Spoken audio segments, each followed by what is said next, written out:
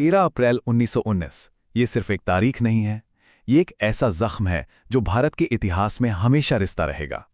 तो आज हम जलियांवाला बाग हत्याकांड की उस कहानी को परत दर परत समझेंगे जिसने भारत की आज़ादी की लड़ाई का रुख हमेशा के लिए मोड़ दिया।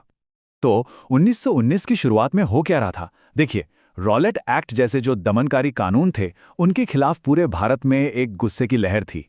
लोग सड़कों पर उतर आए थे, लेकिन ब्रिटिश सरकार इस आवाज को सुनने को तैयार नहीं थी, बल्कि वो इसे जबरदस्ती कुचल देना चाहती थी। और इस दमन का केंद्र बनने वाला था पंजाब। सरकार ने अपनी ताकत दिखाने के लिए पंजाब को चुना, लेकिन तभी महात्मा गांधी ने 6 अप्रैल को देशव्यापी हड़ताल का ऐलान कर दिया और लोगों का जो जवाब मिला वो जबरदस्त था। ऐसा लगा मानो पूरे देश में जिंदगी थम सी गई हो, और ये ब्रिटिश राज के लिए एक सीधी चुनौती थी। और इस सारी हलचल का जो एपिसेंटर था वो बना अमृतसर।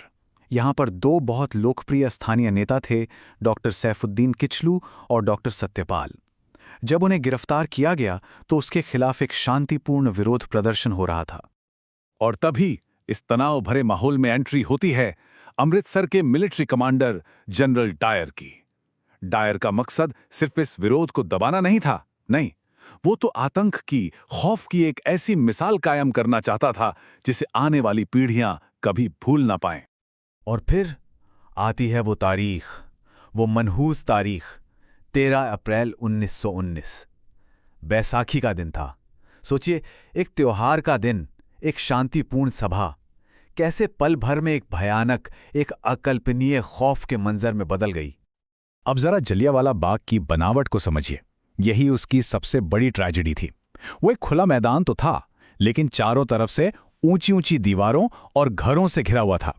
और सबसे बड़ी बात, अंदर आने और बाहर जाने का सिर्फ एक पतला सा रास्ता। तो जनरल डायर ने सबसे पहला काम क्या किया? उसने अपने सैनिकों से बाहर निकलने का वो इकलौता रास्ता बंद करवा दिया। अब जो भी अंदर था वो एक तरह से फंस चुका था, भागने का कोई रास्ता ही नहीं बचा। और फिर वो हुक्म दिया गया जिसने हिंदुस्तान के इतिहास को हमेशा हमेशा के लिए बदल दिया। निहत्ती भीड़ पर गोली चलाने का हुक्म। और ये कोई आम भीड़ नहीं थी, इसमें मर्द थे, औरतें थी, बूढ़े थे, बच्चे थे, सब थे। ये गोलीबारी सिर्फ भीड़ को डराने, धमकाने या भगाने के लिए नहीं थी, नहीं। गोलियां तब तक चलती रहीं जब तक कि सैनिकों का गोला बारूद खत्म नहीं हो गया। मतलब साफ था, मकसद सिर्फ मारना था। और इसका नतीजा दिल दहला देने वाला था। हजारों लोग या तो मारे गए या बुरी तरह घायल हो गए। वो जगह जो कुछ देर पहले एक शांतिपूर्ण सभा का मैदान थी, वो मिनटों में एक सामूहिक कब्रगाह बन गई। लेकिन ये जुल्म यहीं नहीं रुका। इस हत्याकांड के बाद पूरे पंजाब पर एक और कहर बरपाया गया। वहां आतंक का एक ऐसा राज कायम किया गया जिसे मार्शल लॉ कहते हैं। मार्शल लॉ के तहत पंजाब के लोगों पर जो बीती, उसे सुनकर रूह कांप जाती है। जरा सोचिए, लोगों को सरेआम कोड़ों से पीटा जा रहा है। उन्हें एक गली में पेट के बल रेंगने का वो कुख्यात हुक्म दिया गया। छोटे छोटे 5-7 साल के बच्चों को मीलों तक परेड करने पर मजबूर किया गया। हद तो तब हो गई जब हवाई जहाज़ों से गांवों पर बम बरसाए गए। ये सिर्फ सजा नहीं थी, ये पूरे के पूरे समाज को जलील करने की, उनकी हिम्मत तोड़ने की एक सोची समझी साजिश थी। और ये क्रूरता भी भेदभाव से भरी हुई थी। आप फर्क देखिए, एक तरफ भारतीयों के घरों से पानी और बिजली काट दी गई, यहां तक कि उनके पंखे तक उखाड़ लिए गए। और दूसरी तरफ अंग्रेजों के ऐशो आराम के लिए भारतीयों की गाड़ियां जब्त कर ली गईं और वही छीने हुए पंखे उन्हें दे दिए गए। क्रूरता की सारी हदें पार हो चुकी थी। उस दौर में जो हिंदू मुस्लिम एकता बढ़ रही थी, उसका मजाक उड़ाने के लिए क्या किया गया? एक हिंदू और एक मुसलमान को एक ही हथकड़ी में जकड़कर घुमाया गया।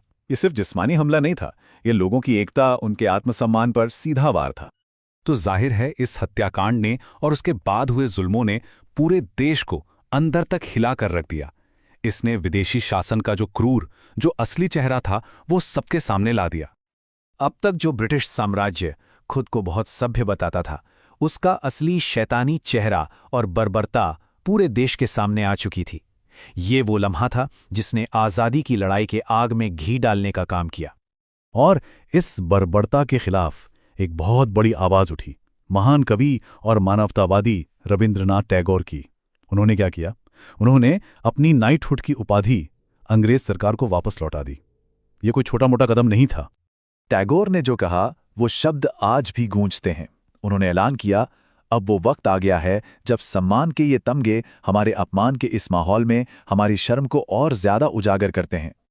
और मैं अपनी तरफ से इन सभी खास उपाधियों को छोड़कर अपने उन देशवासियों के साथ खड़ा होना चाहता हूं जिन्हें एक ऐसा अपमान सहने के लिए मजबूर किया जा रहा है जो किसी भी इंसान के लायक नहीं है। ये शब्द सिर्फ टैगोर के नहीं थे, ये उस वक्त पूरे राष्ट्र की पीड़ा और उसके स्वाभिमान की आवाज बन गए थे।